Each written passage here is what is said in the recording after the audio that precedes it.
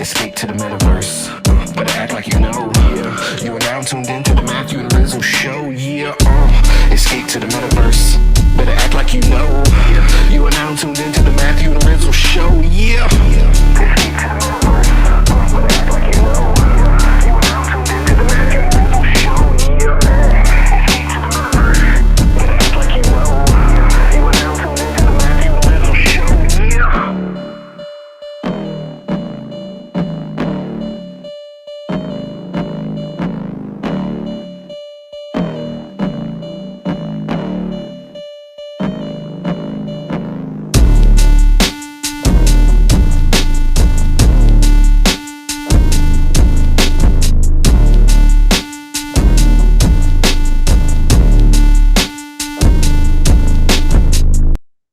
What it do? Rizzle's back from Neverland. Hey. You can say that he was away from his house because he's back in it. We don't want to throw any like. Hold on, I'm like so fucked up right now. Matt's trying to dox me. It's all right. It's already happened. I was in Neverland. Now I'm back. And it's good to be back from Neverland. I'm happy to be back in the swing of things here in my cavern of podcasts and live events and whatever else I do here in NFT land. Yeah, Rizzle was on vacation last week, so we took the week off. Kept it under wraps, saying that he was just like taking the week off, but he was having fun, touching grass with the family, and especially his kids, showing them a really, really, really magical time. So hope you had a blast there, but really, really glad to have you back in the pocket, back in the metaverse. Honestly, your voice was sorely missed last week. I tried to put everything on my shoulders for the whip, and I was just like, man, the energy just isn't here when I'm riding solo. We need your magical voice, man. So welcome back. Dude, I appreciate it, man. It was weird to be. I actually had a dream about the whip like Wednesday night, leading into Thursday or whatever. And I don't remember like exactly what it was, but I'm like, this is so strange for it to be like, know that it's going on and I'm not there and everything. But dude, it's good, man. I feel like even when I take some time off or whatever, I'm still like a lot of times surrounded, or it's like, the stuff that we do is top of mind or in conversation. And this was not one of those things, man. Like Neverland with kids is intense, and there's like constantly stuff going on. And so it was cool, man, to like step away. And I don't know, man. I kept like coming back to this like same thought, like while I was gone, like how crazy and fast like the progression of the entire space was to even get to this point where like I'm taking my kids to Neverland as like full-time Rizzle. That's like what I do, professionally or unprofessionally, I guess, depending on who you talk to. And it's just so nuts, like it wasn't much more than 3-4 years ago that I was like, full time in a completely different career that I wasn't like super thrilled with where I was at in it, despite like, being overeducated and overqualified and overworked and underpaid and everything. And to think, man, like, I always keep coming back to that NFT NYC that happened like right before COVID, where, there was just a few of us there and like no one really even cared or took us too seriously. And then I feel like COVID happened and, everything blew up, but it sort of was like weird and surreal and didn't really feel like real because it was all happening while like none of us were able to like leave the house for a year or whatever. And then came back to like that first NFT NYC afterwards. And it was like, shit, dude, now like everything we built is like on billboards, like surrounding Times Square, and like, the scale of like how rapidly things progress to like, hey, maybe there's enough interest here that I can like make a full-time go out of the stuff I've built within the context of this space to like, holy shit, man, this is like a major thriving industry with like haters, man. There's like, I had my like Fly Frog NFT shirt with me, and I was wearing it in Disney, and I was like, I want, and it says Fly Frog NFT on the back. And maybe we're past the point of like the wacky environmentalists and everything, but I'm like, dude, the fact that the space was so small like 3 years ago and blew up to the extent where we have like tons and tons of haters that just keep like finding new reasons to hate us. Like that's how big the space has gotten, is just like so nuts, man. So it was kind of nice to like pull back and sort of zoom out for a few days while being like completely removed from it, man. But shit is wild, dude. And again, keep coming back to like the artists. I feel like are inherently the ones who like really believed and built this space and continue to push it forward regardless of like what else is going on around us and everything. And that drum beat never stops, which is awesome. Yeah. And it's interesting that I think right now we're seeing like an explosion in, I don't want to say like copycat projects, but definitely like a lot of like artists that are using similar tools, not in the same way, but in ways that are like really familiar with folks. Like I know we previously had talked about like the low or no cost explosion of open editions recently, like largely on Manifold. That's definitely continued. It's been cool to see like certain projects separate themselves from the pack, so to speak, like Jack Butcher's Chex VV edition projects. That's been fun to watch and collect, see that go from like an $8 like mint around Christmas time or a little after, like up to trading around like 0.25, 0.3 ETH per edition. And like the weird magic that he's planning there, the future burns and shit like that. Same thing with like Lucréce's drop last week. That was like a surprise 15-minute mint. Ended up minting like 8,000 editions or some shit like that. That was followed up pretty immediately by a burn where you take the original like blue DeFi variant of the work that he'd minted, and you can get some other color variants from it that seem to have some pretty big success. But like seeing all these projects happening and knowing that like there's more builders behind the scenes that are like not exactly thrilled with the state of all these similar projects that are popping up and having like a bunch of collectors kind of chase after. I know like Crypto Steve Wan just had a tweet which is like, yo, well, everyone's playing these copycat games. The real builders are out there building something super different.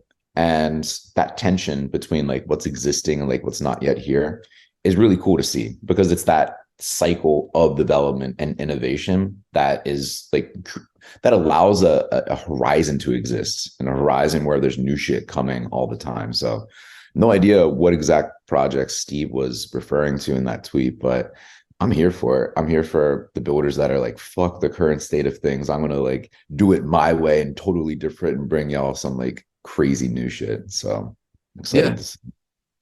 Dude, I feel like this is like the fun like down market type of stuff that people are getting back to like tinkering around and experimenting a little bit and everything.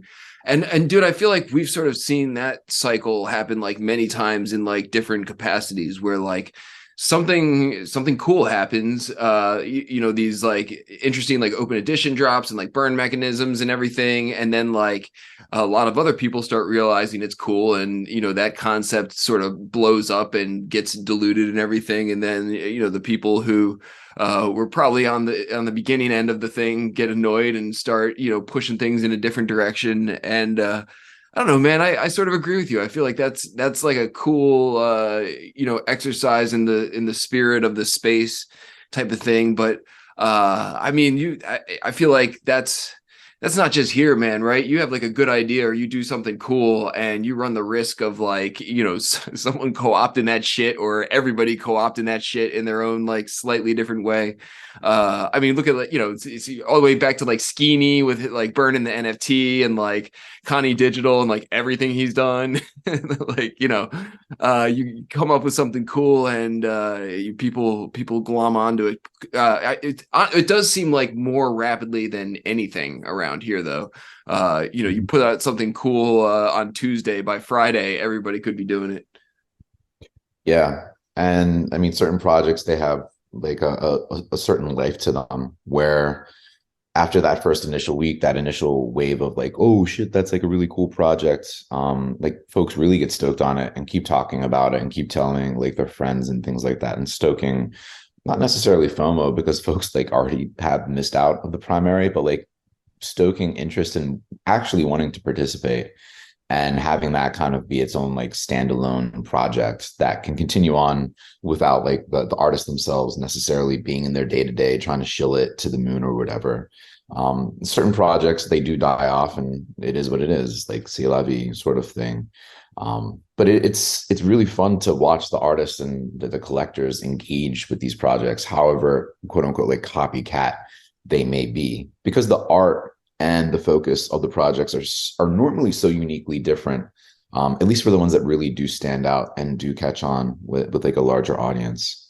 And at the same time, you have to zoom even further out and like think about how different this is from what like traditional art has been and how artists have like distributed limited edition prints previously. Thinking about the scale, order of magnitude of the collector base, it's just fundamentally different. And thinking about like what does that unlock, what new like interactions and synergies can we expect from that new increased scale, and just the immediacy of the immediate original primary cell. It's really cool to think about, to be honest. No, dude, I think it's really cool, and I like that people are doing different experiments with it. We talked about Eric Rhodes doing. He's got like a cool thing going on with like Alice in Wonderland style. Things that you can accumulate and like do different things. I know, and to be fair, I just haven't had enough time to dive into it as much as I want to, which is something I'd like to touch on. But also, like BitPixie has done something pretty cool, and again, nothing that I've been able to dive into as much as I'd like. But I know she was doing some sort of like essentially like choose your own adventure type of thing with the burn mechanism, and that like determines what happens next. I might be like butchering the concept a little bit, but Nisla was another one doing something cool with the burn mechanisms recently that I was paying attention to. So it is cool, man. And as a fan of like, interesting experiments with the tech, I like love that shit. But dude, the flip side is, man, I feel like I'm getting the same feeling as I got during like Discord explosion time, like, a year or a year and a half ago, or whenever that was, where it felt like you had to be consistently on top of like 50 different discords in order to be in the loop of like any current information that was going on, and it became like overwhelming and impossible. And eventually I think everyone just sort of figured out how to streamline their own thing themselves. But this is my fear of like those projects, is that I'm not like able to pay close enough attention, or I, just get consumed with other things. And then I like miss the opportunity to do the thing with the thing that I was supposed to do. And then I'm like, fuck. And so that's almost like a deterrent for me personally, even though I have gotten into like a few of these different projects, or artworks, or I guess in some way a lot of these are like hybrid art projects, tech experiments or whatever. But that's my fear, man, is I wish there was some, again, we were talking like a couple weeks ago about like sort of centralized locations just to be able to look at all my shit and tell me like if there's something I should be doing with it. And there are now for some things, but that's one I fear of. And I'm like, man, I need to really, it's either got to not be like super cost prohibitive, or like really be something I know I can like is easy enough for me to grasp and like understand the directions of like how to make sure I don't fuck this up.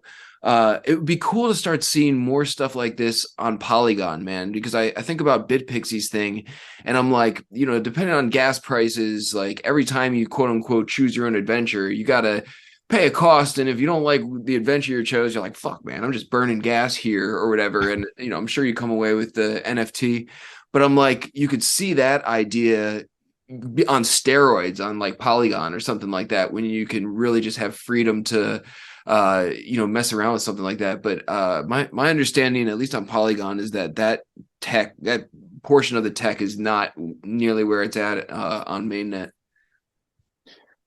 Yeah, I mean, there talking about Polygon real quick, there's just like a huge wave of projects building over there. Like Starbucks is over there. Our friends Meme, Marble Cards migrated over there back in the day.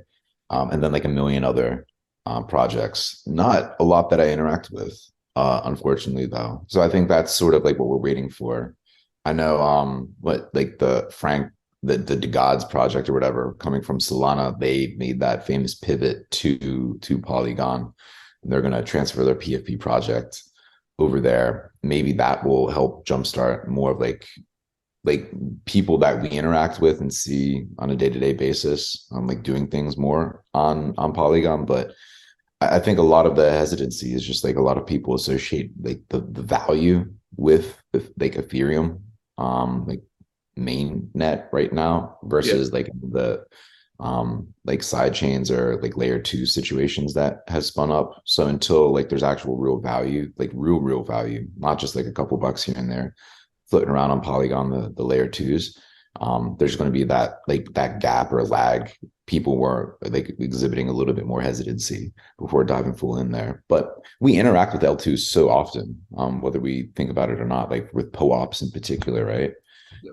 So I think it's really only a matter of time until people start interacting with real valuable assets over there, but could be wrong. Aavegotchi, man, is really the only like really well fleshed out, like in-depth example I can think of that if you mess around with them, I interact with Polygon like multiple times a day just because I'm like petting my Aavegotchi or like tinkering around with my like little farm or whatever. And and I know if you work the system right, people are probably making good money, doing their Aavegotchi thing. This is more like a experiment, like fun thing for me. Although I make a little gotchi change or whatever that I like reinvest in my thing. But it is interesting because they're all on layer 2 and everything. You got to interact with everything on layer 2. And then there's also like multiple different coins within the layer 2 that you're interacting with within the context of the game and everything. So dude, I remember they doubled down on that was like actually my first bridge to Polygon, like way back in the day, years ago now. And I had no idea what was going on. I was like, this is like the weirdest shit that you guys have like really, bet your marbles on or whatever by converting your whole thing from, mainnet to Polygon. And there was like, I remember there's like a little gotchi bridge when you were like bridging your tokens that your little like gotchi drives over. And I was like, shit, my like gotchi's like not even on the bridge. What's going on? But that got me like tinkering around with Polygon like pretty early on. And I gotta say, man, it's like pretty slick for like everything that I've used it for. But dude, I mean, onboarding people to mainnet, I feel like is still a struggle, and that's definitely like 3-4 steps beyond that understanding just to like grok, like switching back and forth from mainnet to Matic network and the flip-flopping of coinage and all this shit. Yeah. But like NFTs are helpful for that shit. Like there was I think it may have been NFT statistics that shared it last week, but in 2022, like 80% of new entrants to crypto, they found their way into the space through NFTs, through collecting them, receiving them as airdrops or like artists that they wanted to collect at some point in time and just jumping in. So it's not like Bitcoin, it's not DeFi that's attracting more people. It really is like NFTs. And of course, it's such a broad category at this point. Like there's art, there's virtual spaces, there's the collectible side of things, there's the gaming side of things, right?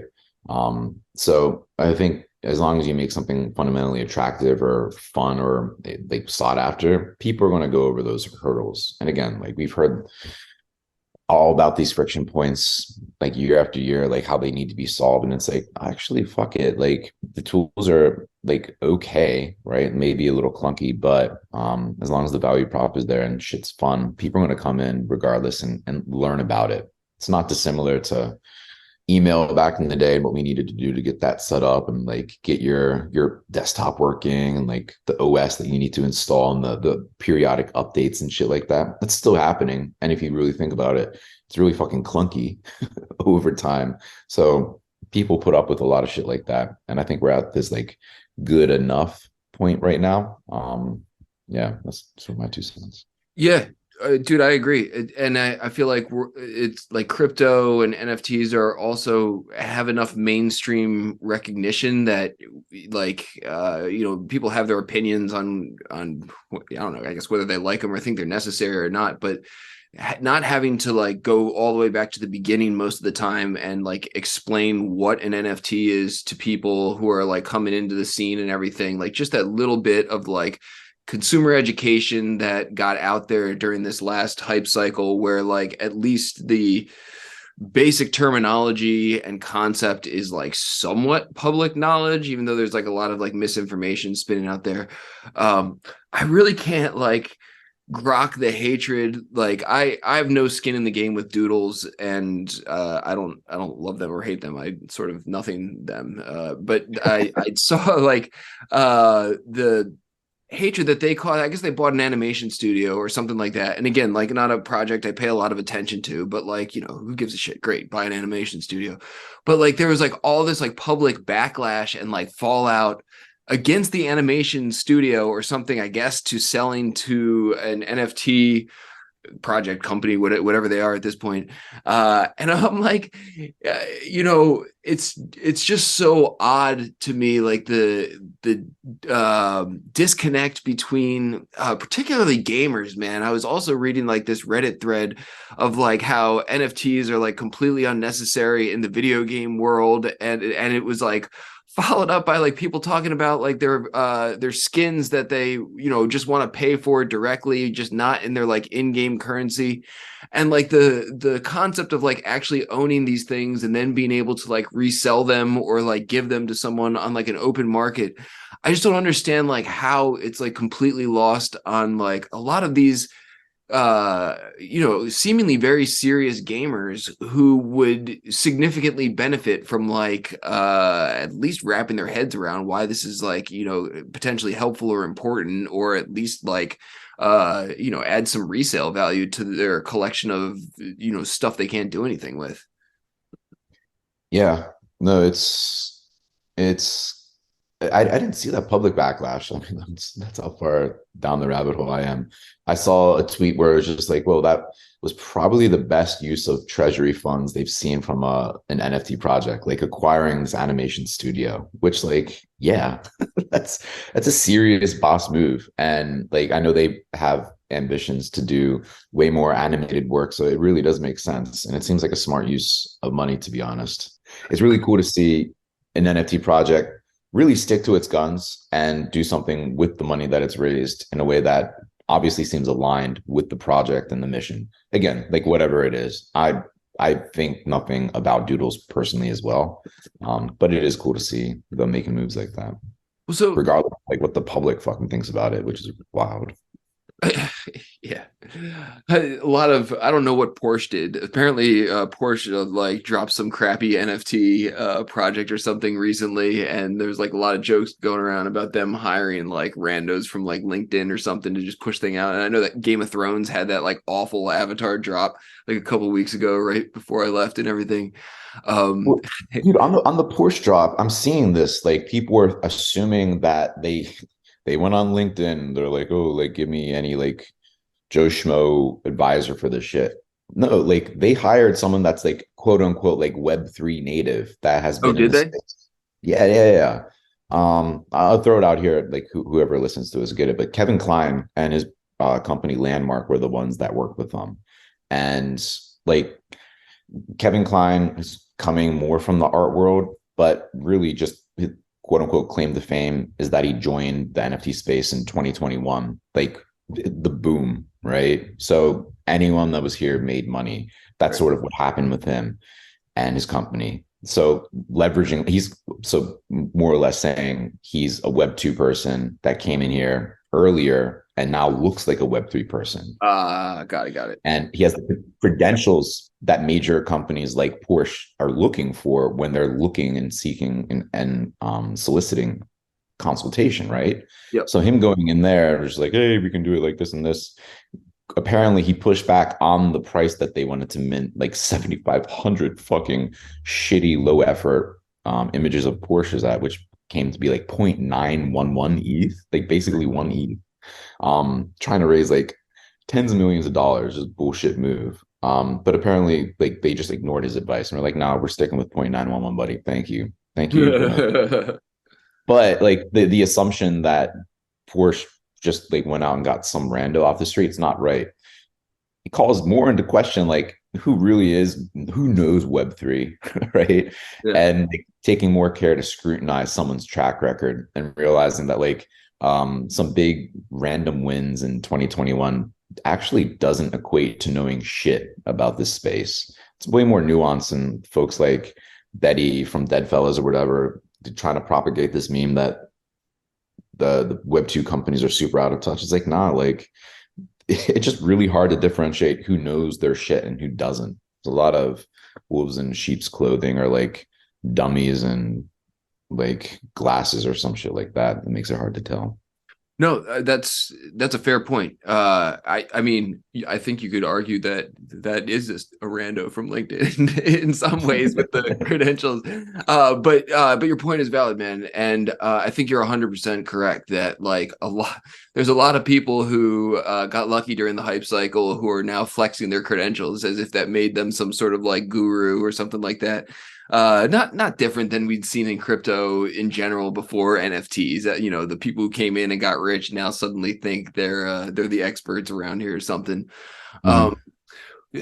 Swinging back to doodles, man. So again, I'm not trying to throw shade or anything by saying I nothing them. I just don't have enough time to pay attention to what they're doing. But the first question that came to my mind was, and maybe there's an answer for it, but I'm like, how if I own a doodle? How does them owning an animation studio affect me in any way? And maybe it does greatly. But is this just some venture of theirs that they're doing just to like continue to enhance like the Doodles brand per se, or is this like something that is in the interest of like people who hold a doodle? And I have no idea what the answer is.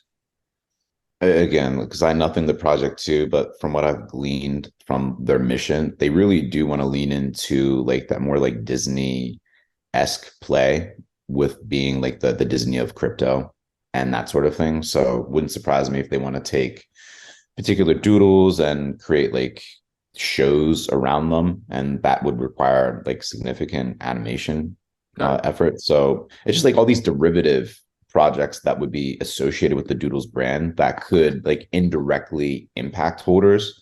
I guess like positively seeing as their doodles would be in more places, potentially more visible because of like the increased power to do these animations with it. That's sort of my understanding of like where they're going and how this acquisition could positively benefit the holders. But it's not.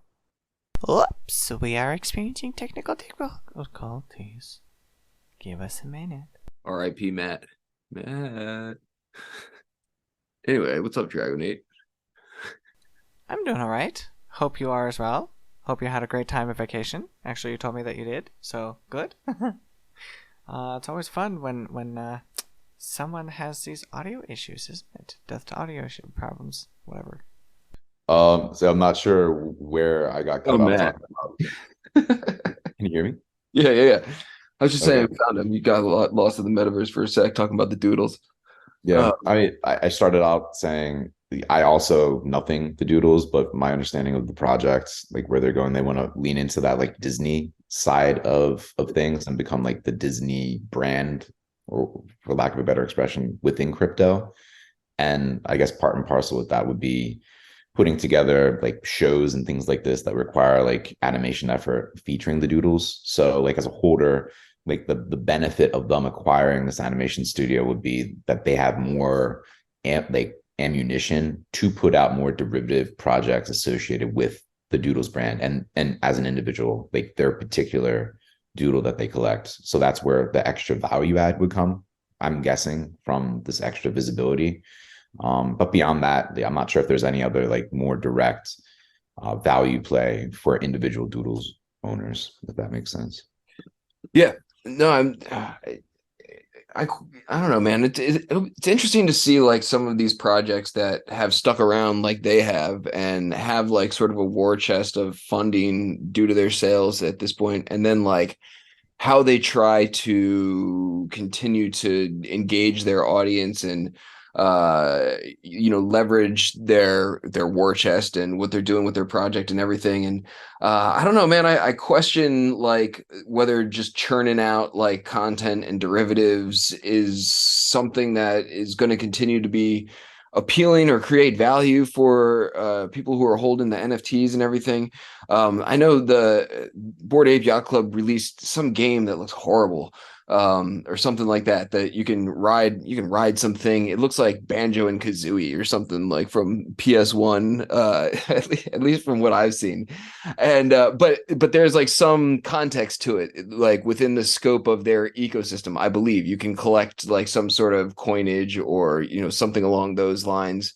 Saying that to say, at least I don't know, to me it seems like there's more integration, at least from what I gather. The Bored Ape game somehow feeds into the ecosystem that they're like creating, so like you earn the thing and then that you can use that to do other stuff, which is not dissimilar than to what some of the other like more well fleshed out like Web3 ecosystems are trying to do or whatever. But I don't know, that to me seems to like have more value as a holder of something, knowing that if I participate or do the things, I don't know, it somehow enhances that the experience better than just like constantly churning out derivatives and everything. And again, not claiming to completely understand like everything all these projects have going on at all, really, but it is cool to see like the projects that have survived and are now have been around long enough that they got to come up with something new. And I think a lot of them are at this point now where probably Doodles is thinking the same thing, that they got to move on to the next thing.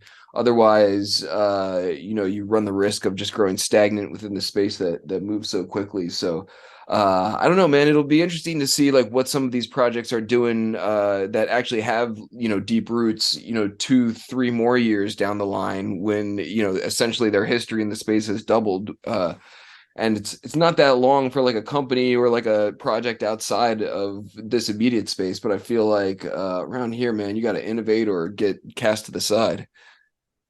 Yeah, it'll be interesting. I mean, and that's sort of like the gift and the curse. So they get more like attempts at bat to keep hitting it out of the park, but also like every time they launch something new, that's a huge risk. Like it could be that next update that just sours the whole entire community and like the rest of the world on what they're doing. Luckily, it seems like Dookie Dash, or whatever the name of the Bored Ape game is, seems to kind of be a hit, at least amongst like the diehards that are on Twitter.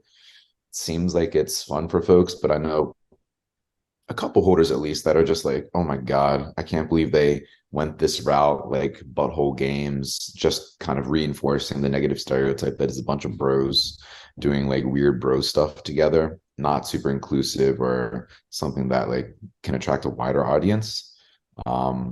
But yeah, again, it seems like that's more of like the minority opinion, and it's a hit this time around. But again, like the next step bat could be like an epic failure. So that's always that kind of tension or the risk that these projects are going to go up against. Versus, again, like the contrast is pure art and artists that are just like, yo, the art is everything. I'm going to do another piece maybe sometime. Love it, hate it, whatever. At the end of the day, it's all about the art. Yeah, that in a lot of ways, I feel like that's the safest bet. you know exactly what you're getting, and you're not like hoping for or misguided that there's anything else coming down the line. You either like it and you want it, or you can move on to the next thing. What was I gonna say? Something about. Oh, I was gonna say it's always interesting to me how a lot of these projects that again have like a extremely high floor price and a lot of funding attempt to like read their audience or like guess what their target base of collectors is looking for, or try to like build something that caters to that. And this is like one of the things that I've always sort of not totally understood about the Bored Ape specifically is I feel like it's for most of the people involved, it's an extremely high price point, like speculative investment. So like the building of like a metaverse play and like a kid style video game or whatever just seems like not congruent with someone willing to drop 300K or whatever it was. I don't know what it is. I think significantly less now, maybe 100K or whatever, on a Bored Ape. And I'm like, to me, that type of play is more of like you were saying, like a wider net, like inclusive play. You want to get as many people in as possible for like a low price point so that they can experience your ecosystem and sort of like work their way up or whatever. And so like sort of like the siloed, really high price point approach to like allowing access to these things. I don't know how you escape it like being a bro fest when like that's sort of the demographic that got caught up in that in the first place. Yeah. Yeah, I don't know, man, but they're not the only ones, right? A lot of these projects have a lot of funding and they're trying to figure out like how do we figure out what else our collector base is interested beyond just accumulation to keep them engaged with the product? And I feel like that's a tough nut to crack because a lot of collectors, like the fun of it is collecting. And there's, sort of like side journeys and whatever along the way. But I know I'm one of them too, like keeping me consistently engaged with one specific project that I have to pay a lot of attention to in order to like reap the benefits of it is not an easy thing for me to do, but I'm still here and like deeply entrenched in the space. So I don't know that anyone's done like a really great job of like, transitioning collectors to like an active user base. It seems like you only get a fragment of those people with each project. No, 100%. But it's cool to see the experimentation and to see what like new projects will come in terms of like taking the lessons learned that like projects like Bored Apes and Doodles sort of like lay out and show folks. So I'm imagining that the future project will just be like less financially driven at the outset. Try to do some fun derivative like yeah, I honestly have no idea. It's all pure. We're just like talking out our asses, thinking about what it's going to be like. I But want it's like an fun instruction to manual. watch. Like when I get, I feel like I would be more engaged in some of these communities and projects if like when I bought their NFT and I knew I had to like do a bunch of shit with it. It like in the description it was like, all right, book this in your calendar. This day, something happens. This day something happens. Then I'm like, all right, I'm not gonna miss anything. I don't know. I again going back to like the Discord like overwhelming feeling. I feel like a lot of people want to like sort of show off what they can do, but there's like so much to keep track of. And yeah, I don't know, Yeah, man. Yeah, go I ahead. mean, I think the other tricky part too is that like there's the core team that's developing their ship, but then like with the Bored Apes, like the individual ape holders, they can create their own like experiences and like derivative products and brands and stuff like that around the ape. So it's like what you have to or what you can keep track of just like exponentially increases with like the number of participants and like what they're creating too. So it adds to that challenge, I guess. And some people dig it and other people just get overwhelmed by it. But yeah, I mean, I guess that's the whole nature of the space. Like all the things all at once, and you can just choose your own adventure kind of thing. Yeah, it seems like more and more people are trying to build out like fleshed out like ecosystems and worlds and everything, which is cool, man. I mean, hopefully, since it's all on the blockchain, all these things start like, continuing to talk to each other and be compatible and everything. I was sort of rambling on about this in my like solo episode too, though. I feel like inherently a lot of these projects don't want that. They want to keep it in their closed doors because it's like financially advantageous. But I don't know that that's necessarily like what the core user base around here wants and appreciates either. We saw that in Spatial a couple weeks ago, man. Spatial is like pretty incredible with like how far out in front they are with like some of the stuff that they know just like pure users want. And one of the reasons I love Monoverse too is that they're very like user builder creator centric and everything. And I don't know, I hope we see like more of that where like, it's not like gigantic entry point to get in and do something, but more like if you like it, there's more you can do with it, and then you can sort of ramp up if you like it. But I don't know. I'm sort of getting off on a tangent here, but going back to like parcel sales and like investment first type of projects, I feel like there's been very few. I don't know, man. Maybe I'm going to need to walk this statement back, but I feel like they're few and far between projects where they're sort of investment first and then eventually they delivered and people came away feeling like they really got what they delivered for beyond like just money value goes up. So I don't know, man. This has been like an interesting conversation to sort of like dig into like where all these things are headed and everything. I guess the cool part is that nobody fucking knows, including the people running these Nobody knows projects. anything. It seems like. Exactly. Cool, man. Well, I got a dip. I know you got a dip too. But see everyone at the whip this week. We got Origin Art Gallery Tour, and we have a super shadowy like programmer, coder, trader going to come in and talk with us. So look forward to that and more. Yes, shadowy programmer traders love it. Yeah, man, it'll be good to be back this week at the whip for sure. So definitely look forward to it, and see everybody there. Cool. Later, dude. Later, man.